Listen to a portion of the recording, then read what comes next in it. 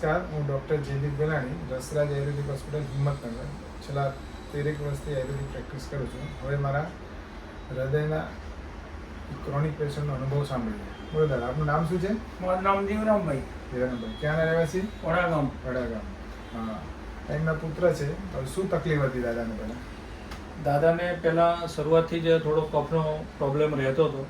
એ સમયાંતરે કફના પ્રોબ્લેમના કારણે એમને હાર્ટ ફંક્શનમાં એકદમ બીમાર થયા અને એમને એડમિટ કરવા પડ્યા, વેન્ટિલેટર ઉપર રાખવા પડ્યા. ત્યારે ટ્રીટમેન્ટ લેતા ખબર પડી કે હાર્ટ ફંક્શન છે એ લગભગ 15% જ કામ કરે છે. બરાબર. ત્યારબાદ અમે અવારનવાર ઘણી બધી લગભગ 1.5 વર્ષ સુધી એલોપેથિક દવાઓ લીધી સ્પેશિયાલિસ્ટો પાસેથી, પણ દાદાને જે કફ રિલેટેડ, નાકમાંથી પાણી પડવું અને હાર્ટ જે ફંક્શન છે 15%થી ઉપર એમનું કામ કરતું નહોતું. બરાબર. પછી અમે 1.5 વર્ષ પછી આ તકલીફમાંથી અમને જાણવા મળ્યું કે જયદીપ ગલાણી સાહેબ રસરાજ હોસ્પિટલમાં આનો થોડો ઉપાય મળે એવો છે.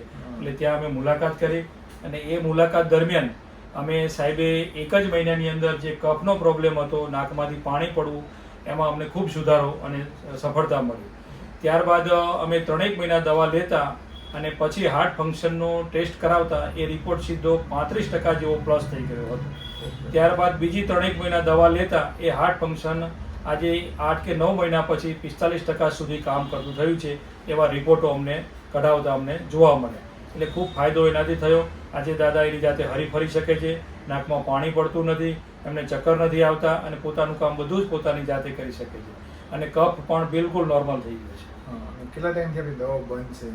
અને આ દવા બંધ કરે લગભગ 7-8 મહિનાથી ઉપર તો અત્યારે થઈ ગયું છે. દવા પણ બંધ છે, છતાં પણ એનું રિઝલ્ટ એમને એમ જળવી રહ્યું છે. બીજી કોઈ તકલીફ નથી? ના, હાલ કોઈ તકલીફ નથી. સરસ. અને હમણાં લેટેસ્ટ પણ જે ટેસ્ટ કરાવ્યો છે એમાં પણ 45% જ નોર્મલ એમનું હાર્ટ ફંક્શન કામ કરે છે. ઓકે, સરસ.